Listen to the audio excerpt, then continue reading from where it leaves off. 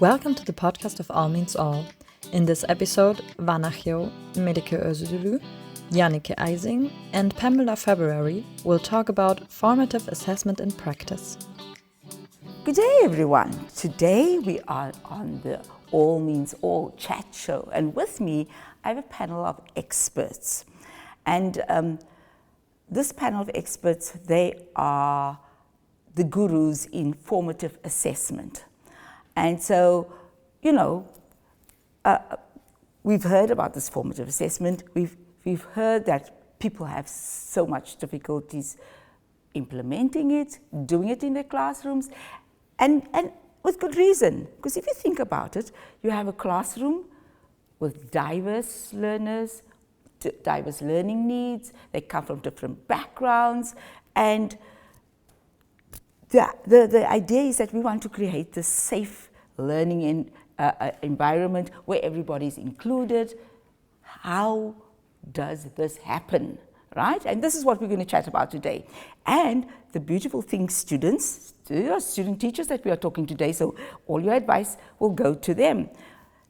The issue that we have is, how must they do this? How can they do it? And you're going to give them all the tips, so wait for it. There's going to be a lot of good things that you will learn about today. But first of all, we need to know, what is this formative assessment? So Vana, as one of our experts from Greece, we have an international panel here. So Vana can you maybe tell us about what is formative assessment? Formative assessment is an ongoing process that is taking place during the instruction, while learning is taking place, while learning is occurring. Its primary goal is to give information, valuable information and feedback to teachers as well as to learners about students' learning progress, where they are and what are their needs during the instruction. So we can say that it aims to identify the areas that needs improvement during the instruction. Yeah, and so that's a good example. But I mean, what is the need for formative assessment? Because teachers would want to do the other summative assessment. You write your exam, you get the grade, it's over and done with. Why do we need to do this formative assessment that people really don't like, that have a little bit of a fear of doing? What is the need? A formative assessment can communicate clear, precise and specific learning goals to students. It can give information and valuable feedback both to students and to teachers about their learning progress, as I said before. That means that the teachers can have a good picture of the diverse needs of their students, and they can adjust their instruction to the students' diverse needs and to cover their needs during the instruction. So usually it's not graded, but it gives the information that it's needed in order to adjust the instruction to their needs. Also, it can help in self-monitoring. It can help students to self-monitor their learning and to take their own responsibility on their learning. That's important to have. If it's implemented, if formative assessment is implemented continuously, systematically, it can provide both teachers and students with valuable information during the instruction. So what I hear you say, this is not just a teacher thing. Learners are involved in this as well. How they reflect on what they learn and their self-assessment of where am I to where I was, or compared to my peers maybe. That's good information. But we have these students that are confused, that are going out to teach, and as we know, sometimes they don't know. They might not know who these learners are in front of them. So they're going to a school and they're going to be there for a month, and unlike other teachers, what is it that teachers need to know first? Melike, can you maybe tell us about this? What do they need to know? Yes, firstly, teachers need to know the readiness level of their students. The readiness level is how much information, understanding, or skills their students have. If teachers know their students' readiness, they can arrange their instruction accordingly. Teachers make the connection between prior knowledge and the new content and make connections easily. And also know about whether students have misconceptions or not. How much students know about the topic before teacher make a direct instruction, because students are not blank slates, they come to class with some experience. So first of all, teacher need to assess students' readiness level. But it is not stop here. Teacher also need to assess students' interest, because interest motivates students to learn new things, new content, provoke their involvement in the course. For example, teachers connect math with their daily lives, building, stock market, science, and also even with arts and poem. They can connect literature topics with daily life, history, art. In this way, students learn easily. They can learn students' interest in science about and make connections with politics, daily events, and also with math. In this way, learning becomes more permanent and construct on the prior knowledge. This is not enough. Also, teachers need to learn about learning profiles of their students, because students are differ in their preferences about learning environment, cognitive styles, and also preference for multiple intelligence. Some of them learn verbally, some of them auditory, kinesthetic, some of them prefer to work in silent environments, some of them prefer to study in music. Some of them want to learn individually, or some of them wants to learn in groups. So teacher wants to learn about students' learning profiles. In general, as a teacher, we need to know about students' readiness, how much information they know, what are their interests to provoke their motivation and involvement in the course, and their learning profiles. How they prefer to learn in groups, individually, what kinds of learning environment and cognitive styles they prefer. For example, if you define your students first, what is the stressful way for them? For example, for verbal, you need to make instruction accordingly. But at the same time, you need to have ways for students who are learning kinesthetically, who are learning verbally, visually. In the same time, there should be different teaching processes in the class. For example, one of your students may tell that I want to work in groups. Others may tell that I want to work individually. As a teacher, an experienced teacher should manage all of their wishes as much as possible. That is the thing. Because we need to differentiate both assessment and the learning process. Because assessment affects learning process affects the product or assessment process.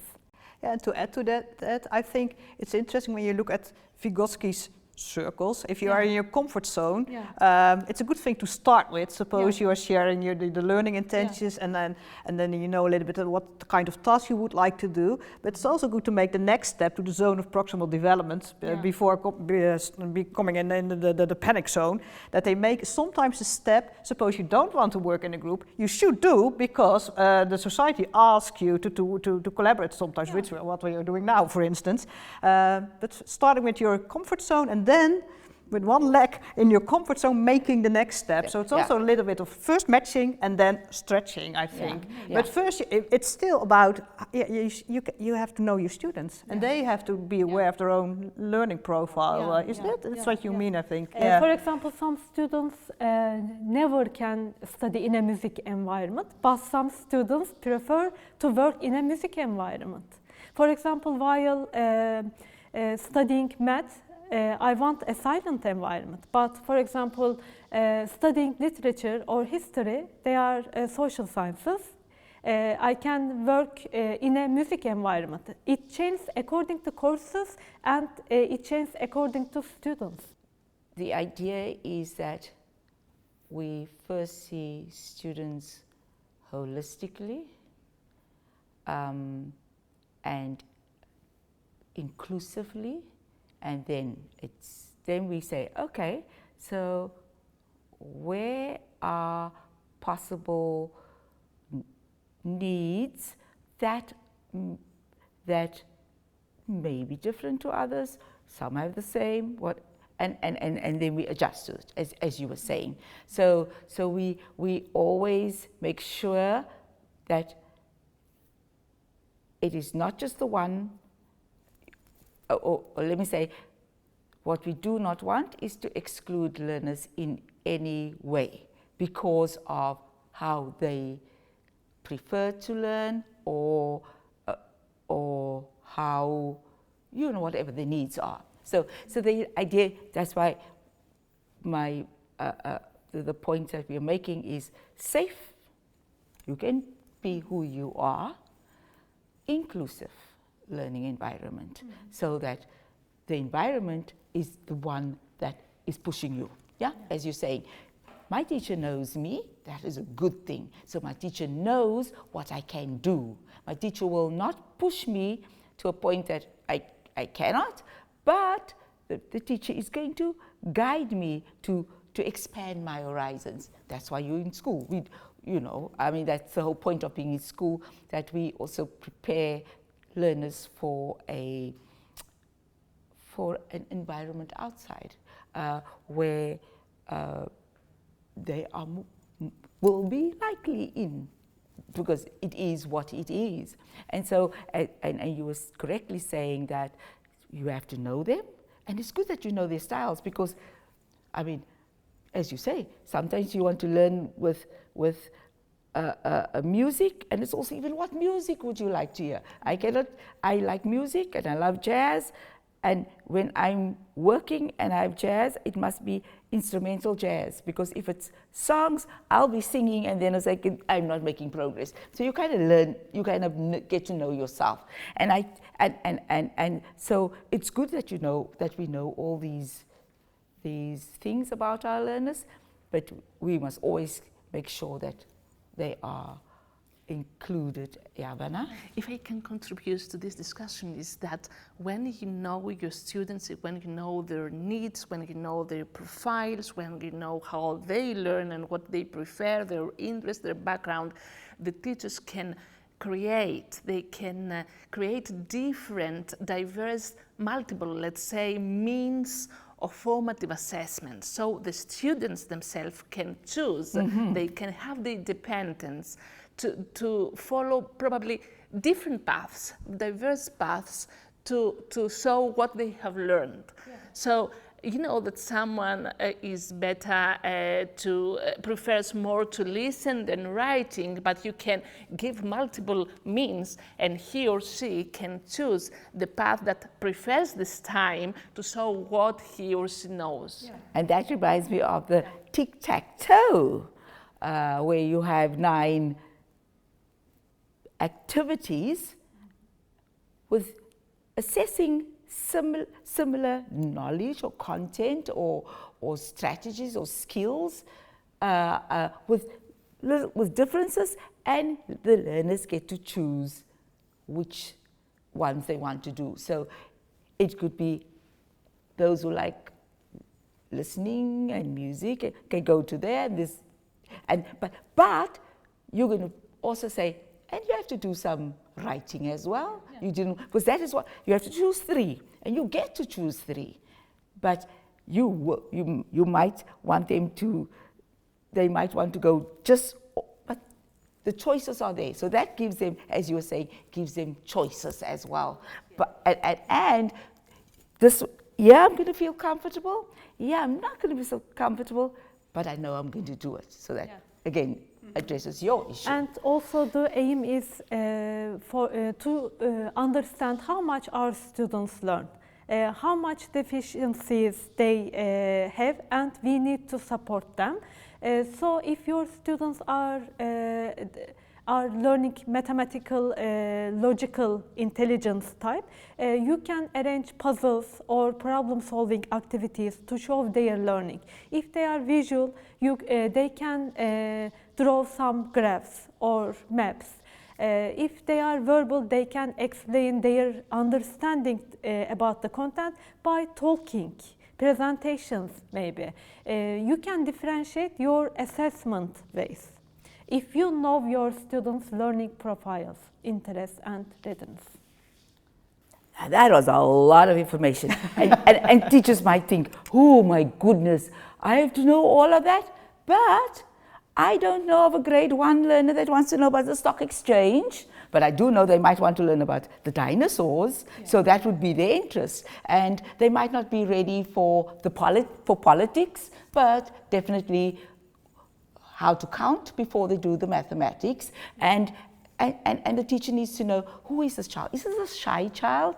Is this an outgoing child? What is it that we need to do? So don't worry, that is a lot of information. So there is, you have different learners and you can say, oh yes, my learner's like that. Oh, so you have picked some things that Melike said that is relevant to your class. So think about that, and it's always good to know, because you are right when you say, when you start with what they like and what they know, they're more eager to learn. Yeah. And that's our main aim, isn't it? So great. So now we know what formative assessment is. We've discovered what is the need for it. We say, okay, now the basis, Melike's given us the basis. Now, how can we put this in practice? How does all of this relate to the important strategies that teachers need to know in the classroom? Janneke, maybe you can tell us about it. By the way, Janneke is from the Netherlands and Melike is from Turkey. International group, I told you, yeah?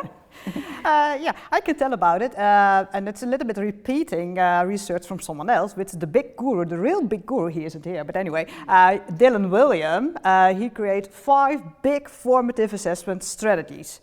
However, I still think it's all about good teaching and knowing your students. So we can make it pretty difficult, but it's still about know your students and be a good teacher. But when it comes to his 5 big strategies, the first one is about where are we going to? What are we going to learn? And that's the same what you said. It should be connected to students' interest. Yeah. Why are we going to learn this? Why is this interesting? Why? The big why. And what we also know, also from John Hattie, one of the other gurus, that students most of the time don't know how to be successful. And we are still in the forming phase. It's formative assessment. It's not a summative test, so we are learning, developing. So the first thing is discuss with your students, why are we learning this? What's the big idea behind it? But how to be successful? Suppose you have to write an essay. It's a big thing. But what's a good essay? You can compare and contrast 2 different essays from different quality, and you can discuss with your students which one is the best, what are the criteria, what are the success criteria, so then they know where to go. And I think that's the main thing. And normally, if it's even me, I teach students, but still, then on your first slide on the PowerPoint, you put your learning objectives. At the end of this course, at the end of this lesson, you will be able to pom. Not meaningful at all. So you should do something else, be creative, how to do this, because this will be your backbone for the next 4 strategies, which is knowing where your students are in their learning. What's their prior knowledge related to the big topic? If they're lovely activities you created, how far are they? How to make their learning visible? Use questions, talk with them, but the challenge is you have to see them all in one go, which is a challenge, which is difficult, but we do have different techniques for it. If they start working and you know where they are, then you can provide feedback as a teacher. difficult thing sometimes, but anyway, we have examples from it later on. But maybe even better, and less time consuming for the teacher, always a good thing I suppose, you can tell your students to provide feedback for each other, the peer assessment thing, or they can do a sort of self-assessment thing based on the success criteria. So this is the thing, but still always based on the first strategy, where are we going to, how far are we, and what will be the next step? I think this is in sort of nutshell the 5 big strategies. Yeah, so what I hear you saying is that everybody has a role in this, and it's not a one-man show, or one-woman show, and everybody has to contribute. So all learners, they are not, as you said, they're not passive, they're not empty vessels, they contribute. They need to reflect.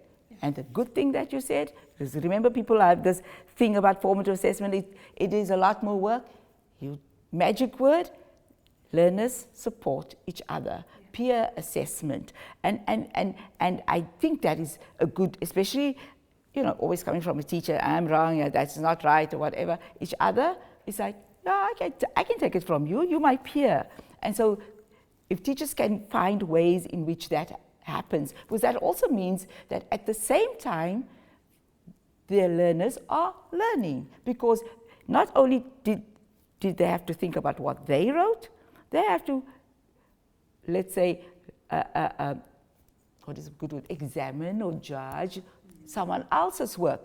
So they have to critically think, is this good enough? Is this, so that, I mean, it says it itself. Vana said, being responsible for their own learning and from their peers. Exactly. So everyone will be and engaged. so this being the owners of their own learning brings us to this metacognition. Thinking about their thinking about their learning. Did I learn? And it's not just like, tell me if I'm right or wrong. Yeah? And so if we get students to do that, they are sure to make corrections to their work before they hand it in, because they'll have to read critically. So that is where we want them to be. Great. So you can really see that formative assessment is going to bring us far, and we can use it constructively, and it is not this big work that we think it is. So now we're going to go practical, because this is what the students were waiting for. So we're going to, again, as I said, students, teachers think about this as a big thing that takes a long time. But wait, our gurus are going to tell us short formative assessment techniques that are quick indicators and have high impact, and you'll be able to see it with your whole class. Melike is going to tell us about one of those techniques. Okay, mostly teachers think about that formative assessment takes much time from classroom instruction, but teachers use some of the strategies which will save them time and reveal students' learning level. For example, teachers may observe their students' hand signals. For example, one finger means that students are not confident enough about the content. Two fingers may mean that students are confident about the content, but they need more practice about the content. And three fingers means that they are quite confident about the content and they can teach to their peers the content. An alternative to this is a thumbs up, thumb sideways and thumb down to indicate with how much they are confident or they need extra help from the teachers or from their peers. As easy as 1, 2, 3. Cannot be easy. You look at your class and you look at those fingers and you look at the thumbs and you have an immediate feedback that where they are, and you will know as a teacher what to do next. Great.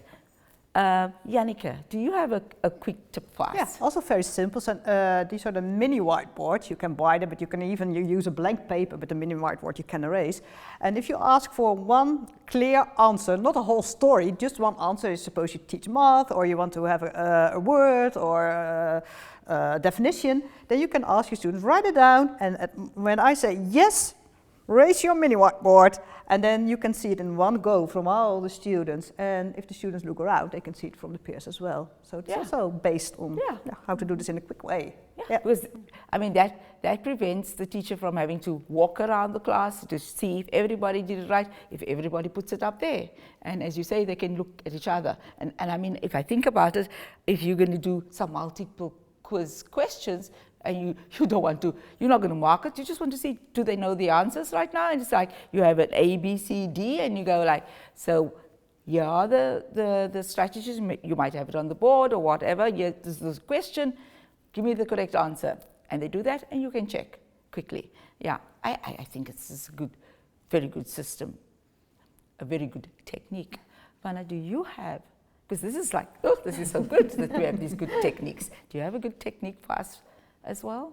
Both you and Janneke referred to self-assessment. Self-assessment is a very good type of formative assessment that helps students to self-assess themselves, how it can be done. The teacher, for example, can ask students to write a story or to create something, and then she or he can create a checklist with different statements and ask the students to tick the statements that reflect more their understanding, or can create rubrics with success-based criteria and ask them to complete it. It's important that the teacher to define the criteria before and to teach the students how to use it in order to reflect more easily on their understanding, and also to the teacher to have the useful information needed to to use this information as a force, let's say, to adjust the instruction and to make a decision for the instruction. I like this because, again, this takes, it's not this whole idea of summative assessment. I'm here to test you and of what you know and what you don't know. You start at saying, it's clear, this is what this task should have. You do the checklist. When you're working, you have to say, do I know this? Do I know? If I only write this, I may only get this grade. And so it's clear the criteria, as you say, the rubric will have all the strategies and, or all the criteria needed. And based on that, the learner should look at it and say, I cannot expect an A if I did not do that, that, and that. Did I do that?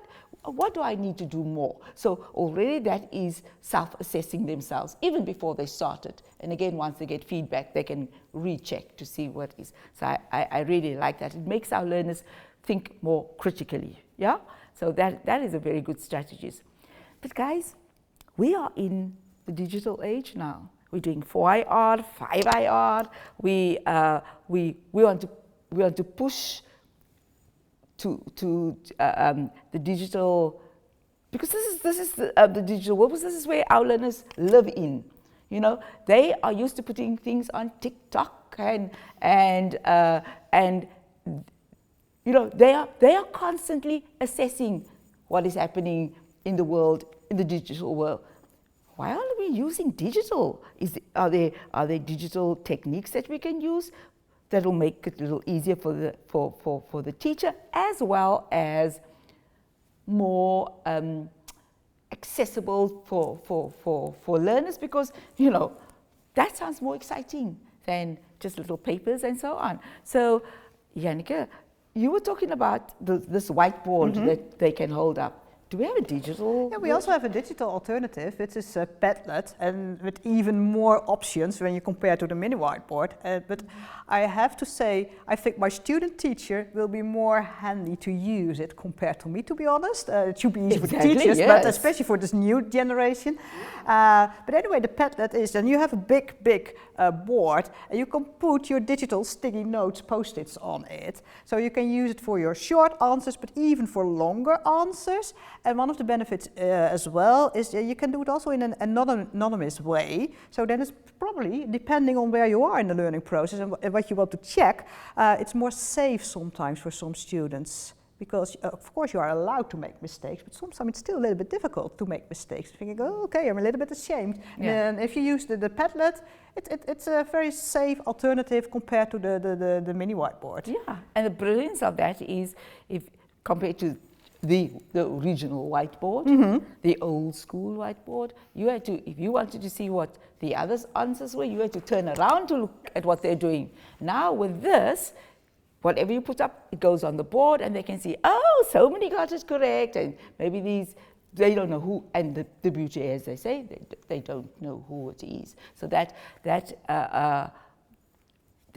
a nice thing, and it's more visual, as you say, and learners can really put their feelings with using or whatever how they feel about the activity. If the teacher says, tell me what you learned from here, and they can actually put it down and everybody sees it, and that's brilliant. Melike, do you have a digital technique for us that we could use in formative assessment? Yes, for formative assessment, I want to mention about student response systems like Kahoot, Socrative, Quizzes, Quizlet. These are game-based platforms. Students like their cell phones to use every day in every occasion. So you can, as a teacher, let them use their cell phone to learn. You can use Kahoot, for example, to identify how much students learn about the topic, how much they need to learn, in what parts of the course they are better, but in which parts of the course they need more support. As a teacher, you give students homework or pre-assessment duty task before the course. But most of the students don't study them from course book and come to class to learn the new topic. But before the course, you can use Kahoot or other student response system to assess whether they learn the necessary information from the course book or not, in a very easy and fun way. And also in classes, students generally don't want to take part in the discussions or question and answer sections because of public fear or embarrassment. But through the use of student response system, students don't need to use their name. They can use a nickname and can self-assess their learning level, their misconceptions about the topic. And also they can evaluate their learning and assess their learning relative to their peers. How much their peers learn and how much they learn, and they can think that I need to study with my friends, or I get all the things important for the course. Student response system, in other words, I want to tell, supports self-assessment and peer assessment, as my friends talk about. And the word cahoots means getting together and, I know something that you don't know. Usually when people are in cahoots, maybe it's not always a positive thing, but in this way it's like we are doing things together. I'm just a comment on the word. Because when you were saying that they can learn from each other, so it reminded me of the word cahoots. So, Vana, Do you have something to tell us? There's more. Vana will tell us more. Just in terms of digital techniques that we could use. As you said before, we all use technology every day in our lives, and students do so. And podcasts could be a very interesting type of formative assessment. They could be used in formative assessment. They are usually audio episodes, but the teacher could ask the students to create podcasts on specific topics they have worked in the classrooms, and this podcast could be used in two ways. The first one, the teacher could evaluate the podcasts and have feedback and information on the students' needs and what if there are gaps or misconceptions, etc. But also the teachers could promote peer assessment, and they could give the podcasts to their peers, to students' peers, to ask them to evaluate and give them feedback on the progress of their learning and their work, based always on specific criteria that could be taught before to students, as to know before what's expected from them and how to evaluate the work. So this is, I think, this is a good type and interesting and contemporary mean of formative assessment in nowadays classrooms. I like that. And what that, remember, we are all about all learners learning and in a safe and inclusive environment. And if you think, I mean, the things that you were saying, and you were saying about this anonymity, you don't know why, that's fairly safe for learners who might feel, I'm not so sure if I'm doing the right thing now, and I will not try, I'm not going to raise my hand.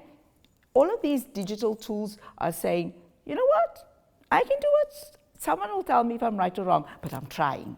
And then what you are saying with the podcast, for example, maybe writing an essay for someone, the writing process, I'm not a good speller, and if I do a podcast and I talk about it, I'm still getting my ideas out there, and it's done in a inclusive way. Of course, maybe for someone who is deaf, for example, you can have videos as well. So it's not limited to podcasts, but the idea is that alternate ways of doing things that we've done all these years. And as I was saying, you know, learners are so exposed to the digital world out there and the social media and TikTok and when they do this, they critique. It's like, oh, does she think she looks like Rihanna? Or, you know, this. So now this time they're going to say, oh, is your essay a good essay? Are you giving me the information?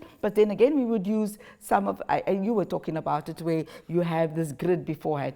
What are the things that must be there? It must be clear, like you would do in writing. So the same kind of strategies must be clear, it must have all this information, it must have an introduction, it must have an end. So it's just a different way of doing it. And so you're actually getting students to do the same thing, but in a different format. And that makes learning so much more exciting. I don't know about you guys, but these experts are good and they know a lot.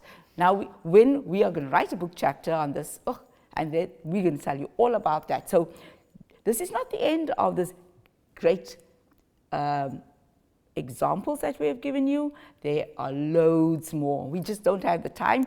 We need to wrap it up. So, in summary, and please remind me if I forget anything.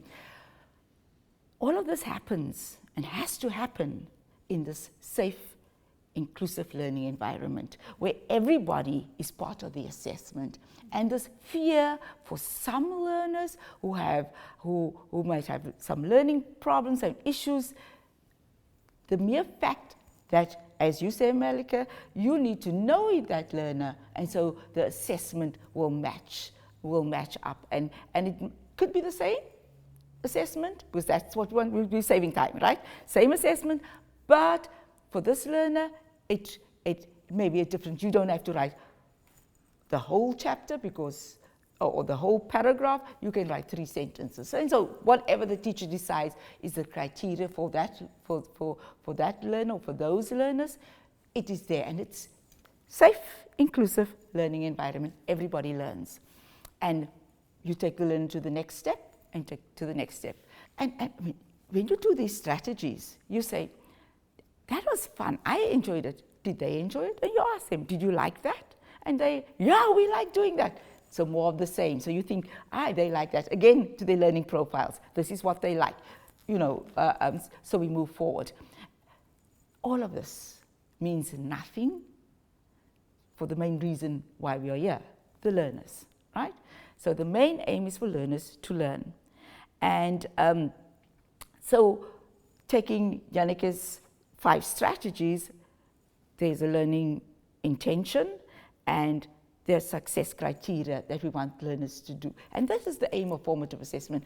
We want to move learners to the point where they are successful. They've met the learning criteria. Am I right? Yeah.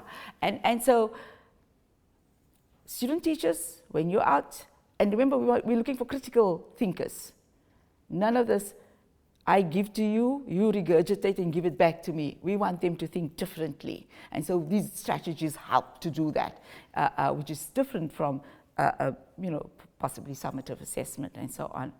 Now, as student teachers, you tell yourself, so how do I get started? You gave me such a lot of information. How do I get started?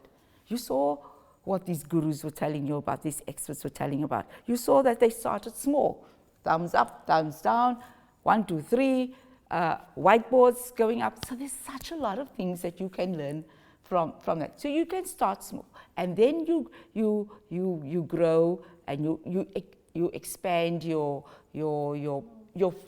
formative assessment knowledge so that you can be an effective teacher. So you, as student teachers, know such a lot. And as Janneke will say, as people are a bit older, we don't know everything, but these students are so fast.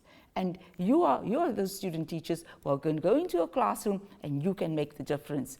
And maybe the older generation have issues about formative assessment, but we just gave you good tips for doing formative assessment that will make your learners learn. And you will be that great teacher that we want you to be. Thank you for listening to the podcast of All Means All. In the show notes, there is a link to the chapter in the open textbook. There you can find the transcript of the video and more information on the topic.